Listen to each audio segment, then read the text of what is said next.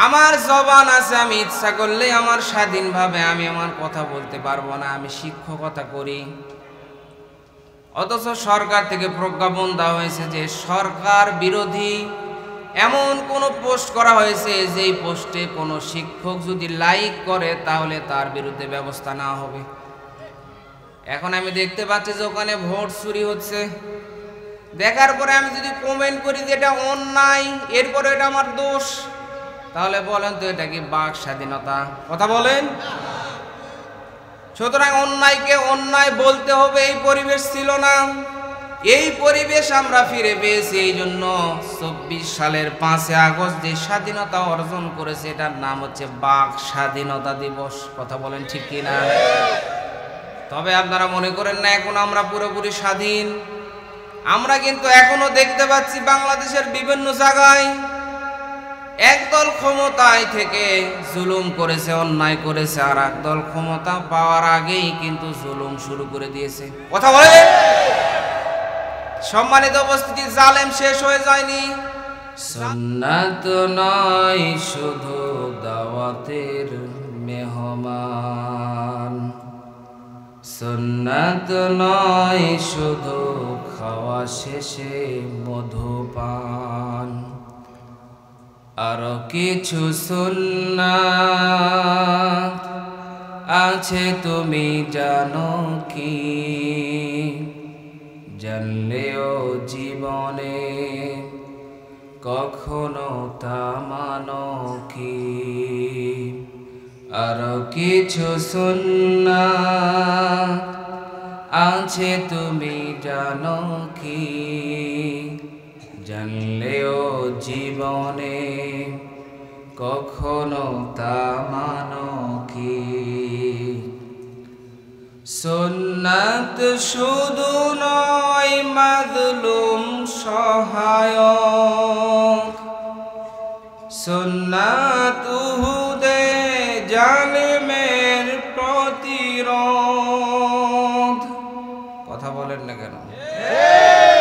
সুন্নাত শুধু নয় নির্জন ধ্যানে যাওয়া, আর সুন্নাত হলো পাথরের আঘাত খাওয়া। মহাব্বতে তার সুদিনের সাথী তুমি, দুর্দিনেও তার পাশে থাকো কি? আরো কিছু সুন্নাত আছে তুমি জানো কি? জানলেও জীবনে কখনো তা মানো কি? সুন্নাত শুধু নয় নমনীয় আলাপন, সুন্নাত প্রয়োজনে হুঙ্কার গর্জন, সুন্নাত শুধু নয় মেষ চরাতে যাওয়া, আর সুন্নাত হলো রাষ্ট্রনায়ক হওয়া। মহব্বতে তার খালেদ ওমর আলী, আবু বকরের মতো পাশে থাকো কি? আরো কিছু সুন্নাত আছে তুমি জানো কি? জানলেও জীবনে কখনো তা মানো কি? আলহামদুলিল্লাহ। বাংলাদেশের ঐতিহ্যবাহী জেলা বরিশাল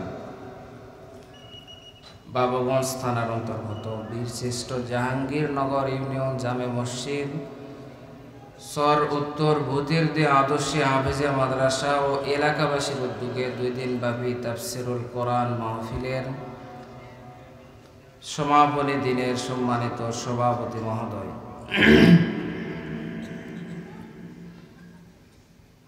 জনাব মোহাম্মদ সাইফুল ইসলাম, সভাপতি বীরশ্রেষ্ঠ জাহাঙ্গীরনগর ইউনিয়ন জামে মসজিদ, আল্লাহ তাআলা সভাপতি মহোদয়কে হায়াতে তয়্যিবা সিয়াতে কুল্লিয়াত দান করুন। সবাই বলেন আমিন।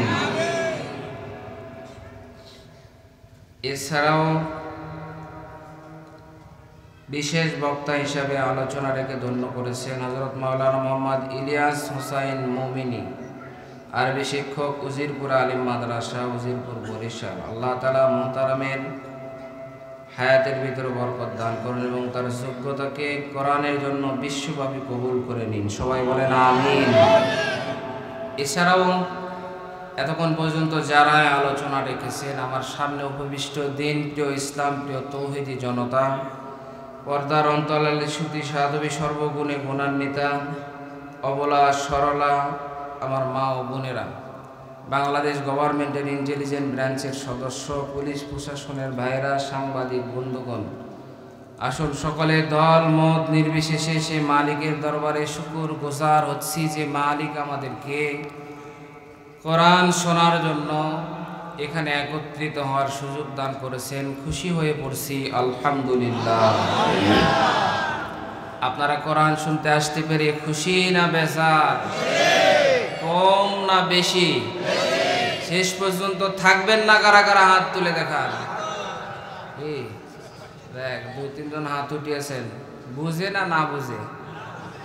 যাতে মাতাল তালে ঠিক, এটা বাঙালি, তাই না? এরকম হয়ে আলোচনা শুনলে চলবে না। আলোচনাগুলো বুঝে শোনা লাগবে আমলের নিয়তে। শুনবেন তো ইনশাআল্লাহ? যতক্ষণ আলোচনা হবে কেউ উঠতে পারবেন না। প্রসাব পায়খানা আর বিড়ি খাওয়া ছাড়া কেউ উঠতে পারবেন না। কি বিড়ি খাওয়ার ছুটি দেওয়া যায়? বিড়িখোর কি বরিশালও আছে নাকি? বরিশালের মানুষ অত্যন্ত ভালো, কারণ যেখানে আইতে নদী যাইতে খাল, আমগো বাড়ি। যেখানে নদী, যেখানে পানি থাকে, ওই এলাকার মানুষের মনগুলো একটু বড় হয়। আমি আপনাদের বরিশালে যতদিন এসেছি আমি এটা দেখেছি, বরিশালের মানুষ সত্যই তাদের মনগুলো, অন্তরগুলো একটু বড়। আল্লাহ তাআলা যেন বরিশালের মানুষকে ইসলামের জন্য, কোরআনের জন্য কবুল করেন। সবাই বলেন আমিন। আর এই বরিশাল, বিশেষ করে বাবুগঞ্জ বা এই সাইডে আসলে এখন আমার মনে হয় যে আমি আমার নিজের বাড়িতে বয়ান করতেছি। আপনারা এত ভালোবাসেন, মহব্বত করেন, এটা শুধুমাত্র কোরআনের জন্য। আপনারা কি আমাকে চিনতেন এর আগে? কোরআনের ময়দানে পরিচয়, এই কোরআনের জন্যই আপনাদের সাথে আমার মহব্বত, ভালোবাসা। এই ভালোবাসাকে আল্লাহ তাআলা যেন কিয়ামতের ময়দানে নাজাতের ওসিলা হিসেবে কবুল করে নেয়। সবাই বলেন আমিন। আজকে শেষ দিন, গতকাল আলোচনা হয়েছে, আলোচনা করে ধন্য করেছেন আলহাজ হযরত মাওলানা হাফেজ কামরুল ইসলাম খান। বিশেষ বক্তা হিসেবে আলোচনা করেছিলেন মাওলানা মোহাম্মদ আবু হাসান। গতকাল তিনারা আলোচনা করেছেন। বিশেষ করে প্রধান আলোচক কি বিষয়ে আলোচনা করেছেন বলেন তো একদম? কি কারো মনে নেই? কালকে শুনতে শুনতে আজকেই শেষ, না কেউ আসেননি আপনারা? এরকম করে শুনলে চলবে না। গত 15 নভেম্বর এসেছিলাম, তাই না? ওখানে 15 নভেম্বর আমি কি বিষয়ে আলোচনা করেছিলাম বলেন তো একজন? কি সব তো ফেল, একজনেরও মনে নেই? আচ্ছা একটু মনে করে দিই। সূরা মুদ্দাসসির থেকে আলোচনা করেছিলাম জাহান্নামীরা জাহান্নামে যাওয়ার 4টি কারণ বলবে। বলেন কয়টি কারণ? এই বিষয়ে আলোচনা করেছিলাম। আপনাদের যদি মনে না থাকে তাইলে তো হবে না। একটু কোরআনের ক্লাস মনে করে আপনাদের শোনা লাগবে, কিছু শিখার নিয়তে। আজকে আলোচনা করব পারিবারিক জীবনে রাসূল সাল্লাল্লাহু আলাইহি সাল্লামের আদর্শ। আজকে আমাদের প্রত্যেক পরিবারগুলো দেখতে সুন্দর, বাড়িগুলো ছাদের বাড়ি, এসি, ফ্রিজ সব কিছু আছে, কিন্তু পরিবারের ভিতরে শান্তি, জোরে বলেন শান্তি কেন নেই? আর কিভাবে পরিবারগুলোকে শান্তি আসবে এই বিষয়ে আলোচনা করব। শুনবেন তো ইনশাআল্লাহ? আজকে 16 ডিসেম্বর মহান বিজয় দিবস। 1971 সালে আজকের এই দিনে বাংলাদেশ স্বাধীনতা বিজয় অর্জন করেছিল। সম্মানিত উপস্থিতি, এই বিজয় এটা আল্লাহ তাআলার পক্ষ থেকে আসে। কার পক্ষ থেকে? মানুষ তার ক্ষমতার দ্বারা, অর্থের দ্বারা, শক্তির দ্বারা বিজয়ী হতে পারে না।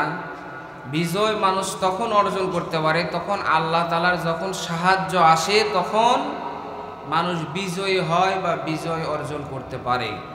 আল্লাহ পাক আমাদেরকে সাহায্য করেছিলেন বিধায় আমরা স্বাধীনতা অর্জন করেছি, বিজয়ী হয়েছি, না অন্য কেউ আমাদের সহযোগিতা করেছে বলে? আল্লাহ পাক আমাদের সাহায্য করেছেন, এই জন্য আমরা কি বিজয় পেয়েছি। এই বিজয়ের দিনে আমাদের কর্মসূচি কি থাকবে আল্লাহ তাআলা এটাও কিন্তু কোরআনের ভিতরে জানিয়েছেন। সুবহানাল্লাহ বলবেন না? কোরআনে কারীম জানিয়েছে, ইযা জাআ নাসরুল্লাহি ওয়াল ফাth ওয়া রাআইতান নাসা ইয়াদখুলুনা ফি দীনিল্লাহি আফওয়াজা ফাসাব্বিহ বিহামদি রাব্বিকা ওয়াস্তাগফির ইন্নাহু কানা তাওয়াবা। জোরে বলেন আল্লাহু আকবার। 30 নম্বর পারা কোরআনুল কারীমের 110 নম্বর সূরা এটা। আল্লাহ পাক জানিয়েছেন, ইযা জাআ নাসরুল্লাহি ওয়াল ফাth, যখন আল্লাহ তাআলার পক্ষ থেকে সাহায্য আসবে তখন আপনি বিজয় দেখতে পাবেন। আল্লাহ তাআলার পক্ষ থেকে সাহায্য আর বিজয় যখন আসবে তখন আপনি দেখতে পাবেন, ওয়া রাআইতান নাসা ইয়াদখুলুনা ফি দীনিল্লাহি আফওয়াজা, তখন আপনি দেখবেন দলে দলে মানুষগুলো আল্লাহর দ্বীনের দিকে প্রবেশ করতেছে। তখন আপনার কর্মসূচি হবে 3টা। জোরে বলেন কয়টা? 3টা। আল্লাহর পক্ষ থেকে সাহায্য আর বিজয় যখন আসবে, আল্লাহ পাক এখানে 3টা কর্মসূচির কথা বলেছেন, আর রাসূল হাদিসের ভিতরে একটা বলেছেন, তাহলে মোট হলো 4টা। 4টা কাজ করে বিজয় উদযাপন করা লাগবে। 1 নম্বরে আল্লাহ পাক বলেন ফাসাব্বিহ, পবিত্রতা বর্ণনা করা লাগবে। 2 নম্বরে ওয়া বিহামদি, 2 নম্বরে প্রশংসা করা লাগবে। 1 নম্বরে পবিত্রতা বর্ণনা করা লাগবে, 2 নম্বরে প্রশংসা করা লাগবে। ওয়া রব্বিকা, কার বলেন? না আমার। কারণ আমি আগেই বলেছি আমি তো বিজয় এনে দিতে পারিনি। যদিও আমি মুক্তিযোদ্ধা হই বা যুদ্ধ করি, যাই করি না কেন, আসলে বিজয় দিয়েছে মূলত আল্লাহর সাহায্যের কারণে বিজয় পেয়েছি। ঠিক, এই জন্য সর্বপ্রথম আমার আল্লাহর পবিত্রতা বর্ণনা করা লাগবে, 2 নম্বরে প্রশংসা আদায় করা লাগবে আল্লাহর, এবং 3 নম্বরে ওয়াস্তাগফির, 3 নম্বরে আল্লাহ তাআলার প্রতি ইস্তেগফার করা লাগবে, ক্ষমা চাওয়া লাগবে। ইন্নাহু কানা তাওয়াবা। সম্মানিত উপস্থিতি, বিজয় আল্লাহ পাক আমাদেরকে দিয়েছেন 1971 সালে। বিজয়ের পরে কিন্তু আল্লাহ তাআলা 2024 সালেও আমাদেরকে আর একটা বিজয় দান করেছে। সুবহানাল্লাহ বলবেন না? এখন অনেকে বলে থাকে, হুজুর কয়বার স্বাধীনতা অর্জন করেন আপনারা? 1971 সালে ছিল এই দেশ স্বাধীন হয়েছে, পরাধীন ছিল। আরে 2024 সালের 5 আগস্টের আগ পর্যন্ত 18 কোটি জনগণ ছিল পরাধীন, স্বাধীন হয়েছে। কথা বলেন ঠিক কিনা? এটা বাক স্বাধীনতা। আমার জবান আছে, আমি ইচ্ছা করলে আমার স্বাধীনভাবে আমি আমার কথা বলতে পারবো না। আমি শিক্ষকতা করি, অথচ সরকার থেকে প্রজ্ঞাপন দেওয়া হয়েছে যে সরকার বিরোধী এমন কোনো পোস্ট করা হয়েছে যেই পোস্টে কোনো শিক্ষক যদি লাইক করে তাহলে তার বিরুদ্ধে ব্যবস্থা নেওয়া হবে। এখন আমি দেখতে পাচ্ছি যে ওখানে ভোট চুরি হচ্ছে। দেখার পরে আমি যদি কমেন্ট করি যে এটা অন্যায়, এরপরে এটা আমার দোষ, তাহলে বলেন তো এটা কি বাক স্বাধীনতা? কথা বলেন। সুতরাং অন্যায়কে অন্যায় বলতে হবে, এই পরিবেশ ছিল না। এই পরিবেশ আমরা ফিরে পেয়েছি। এই জন্য 24 সালের 5 আগস্ট যে স্বাধীনতা অর্জন করেছে এটার নাম হচ্ছে বাক স্বাধীনতা দিবস। কথা বলেন ঠিক কিনা? তবে আপনারা মনে করেন না এখন আমরা পুরোপুরি স্বাধীন।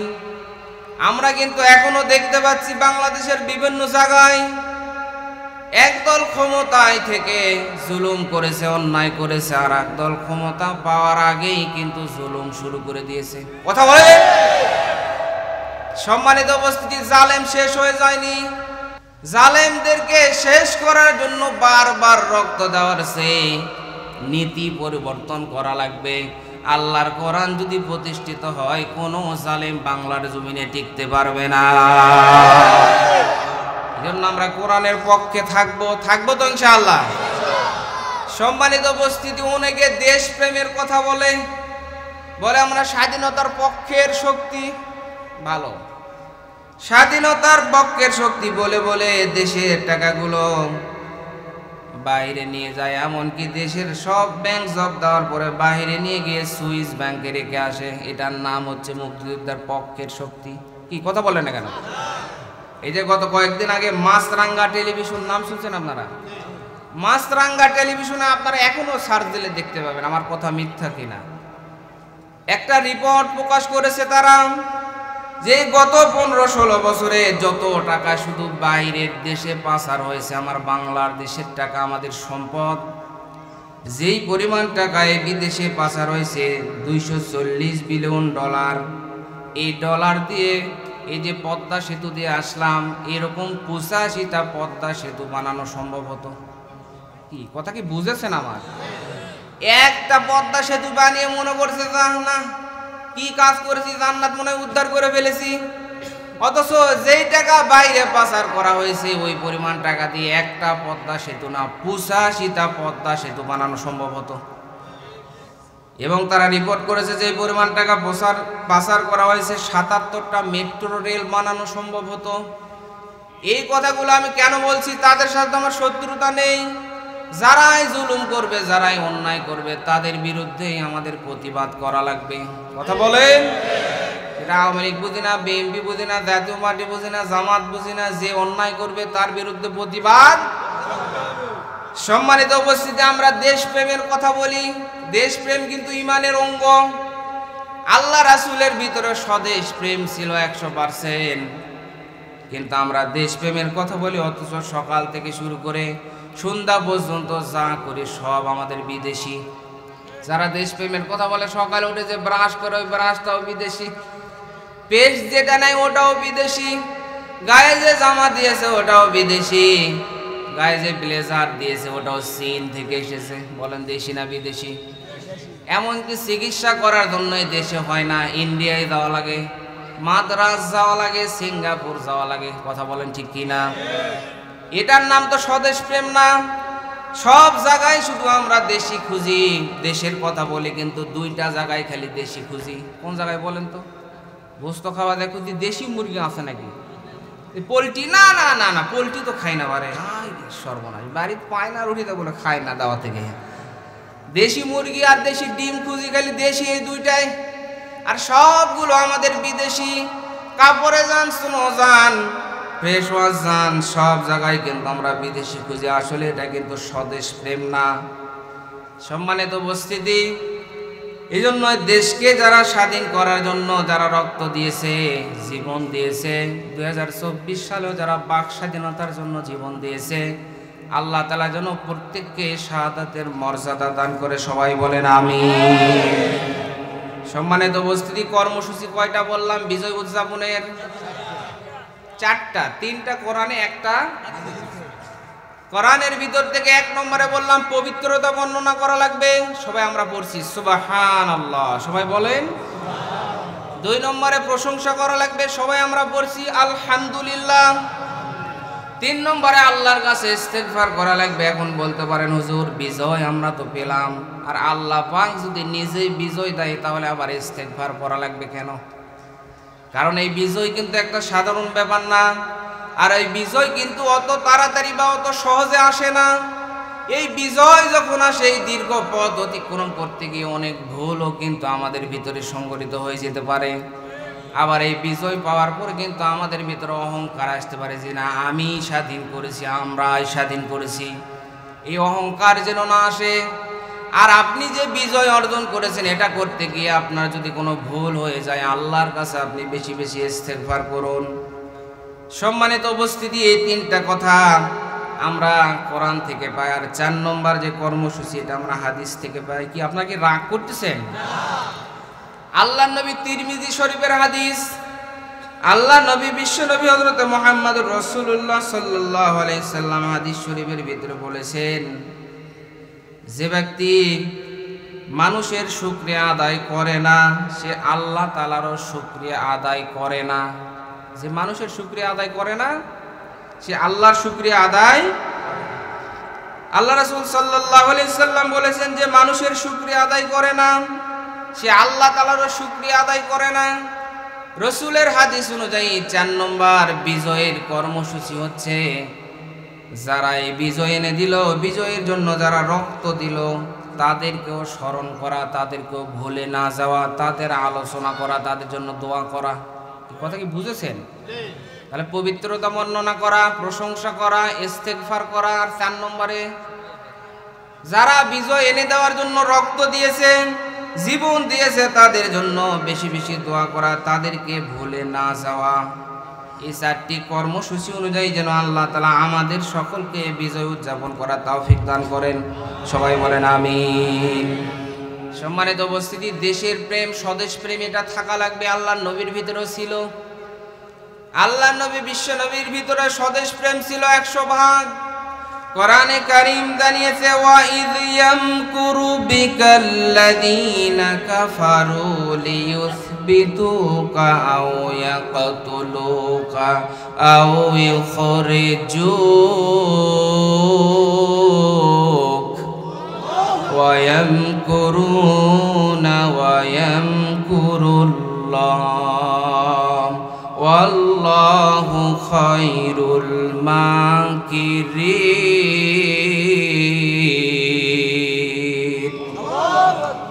9 নম্বর পারার 19 নম্বর পৃষ্ঠা সূরা আনফাল 30 নম্বর আয়াত। এটা আল্লাহ পাক বলেন, নবী আপনি স্মরণ করুন সেই দিনের কথা যেই দিন কাফেররা আপনার বিরুদ্ধে 3টা চক্রান্ত করেছিল।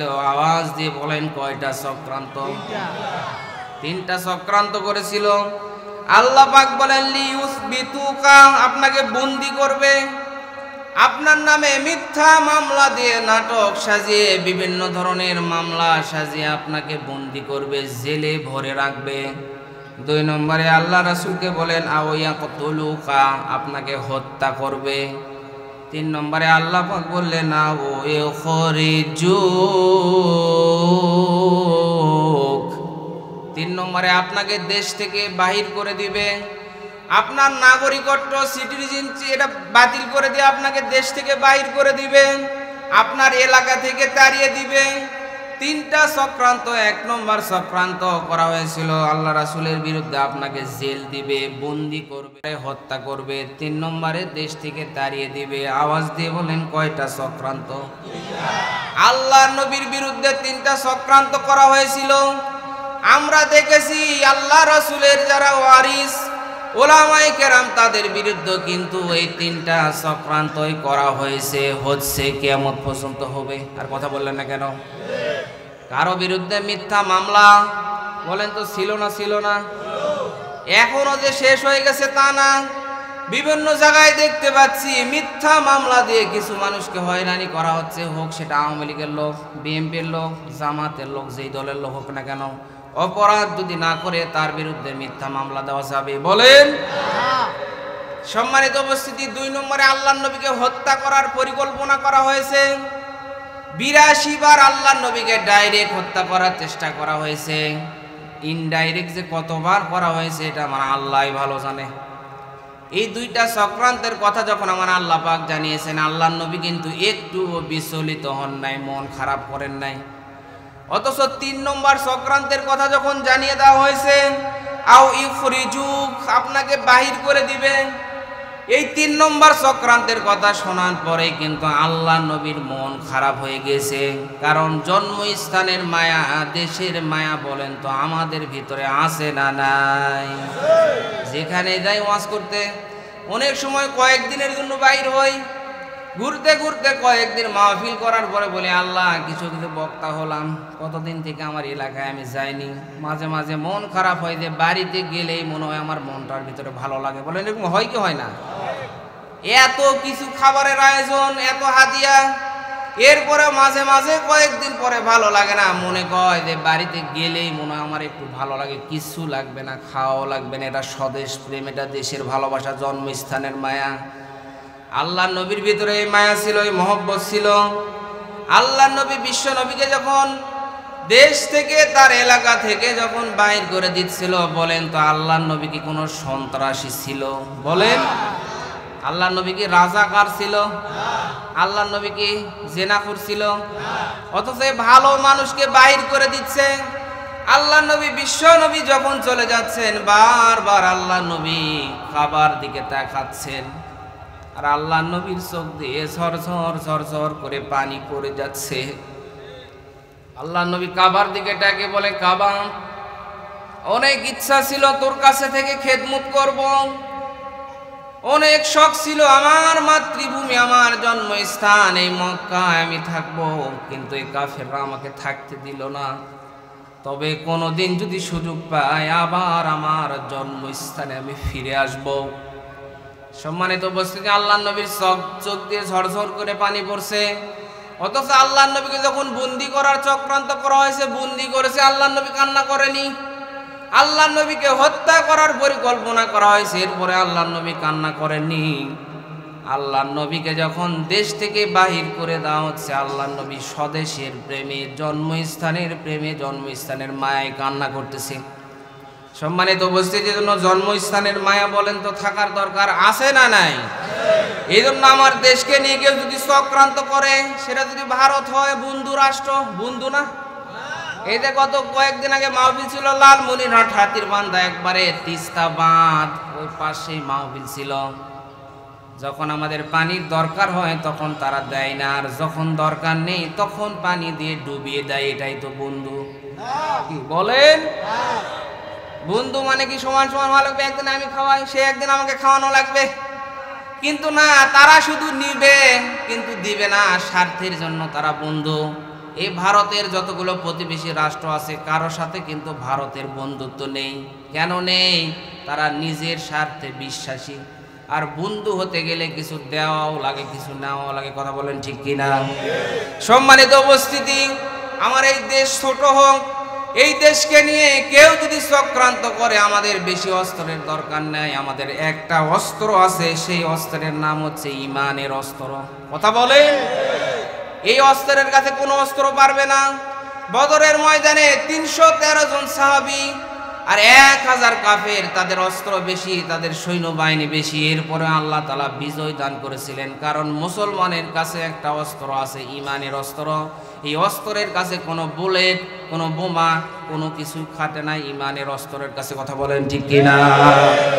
আমরা তাদের মন্দির পাহারা দেই না? দেখেননি আপনারা? আমরা মন্দির পাহারা দেই, আর তারা আমাদের ওই ভারতে যারা মুসলমান আছে তাদেরকে ধরে ধরে নির্যাতন করে, মসজিদগুলো ভাঙে, নামাজরত মুসল্লিদের উপরে তারা টর্চার করে, মারধর করে। সম্মানিত উপস্থিতি, আমাদের দেশে যারা বিধর্মী আছে তারা কিন্তু মায়ের কোলের মতো নিরাপদ আছে। কারণ ইসলাম এটা আমাদের শিক্ষা দেয় না যে তাদের উপরে আমরা আক্রমণ করব। কারণ তারা আমাদের দেশে আছে, তাদের হেফাজত করা, তাদের দেখাশোনা করা, এটা কিন্তু আমাদের দায়িত্ব, এটা আমরা পালন করি। কিন্তু সাম্প্রদায়িক উস্কানি দিয়ে বিভিন্ন কিছু তৈরি করে দেশকে যারা অশান্ত করতে চায়, আজকের এই বরিশালের মাটি থেকে সাবধান করে দিই। আজকে মুসলমান যারা আছি, রসুলের শিক্ষা অনুযায়ী স্বদেশ প্রেম যাদের ভিতরে আছে, তারা যদি আমাদের দেশের দিকে চোখ নাড়ায় তাকায়, আমরা কিন্তু বসে থাকবো না, বুকের তাজা দিয়ে হলো এই দেশকে রক্ষা করব। কথা বলেন ঠিক কিনা? লিল্লাহে তাকবীর,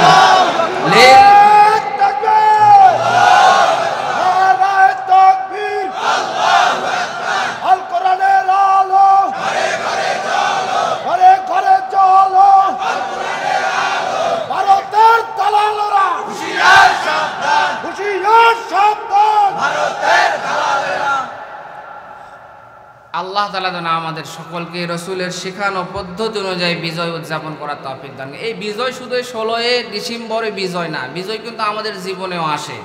আসে কি আসে না? বিভিন্ন সময় শিক্ষার্থী যারা আছে তারা পরীক্ষা দিয়ে যখন সফল হয় তারাও কিন্তু বিজয়ী হয়।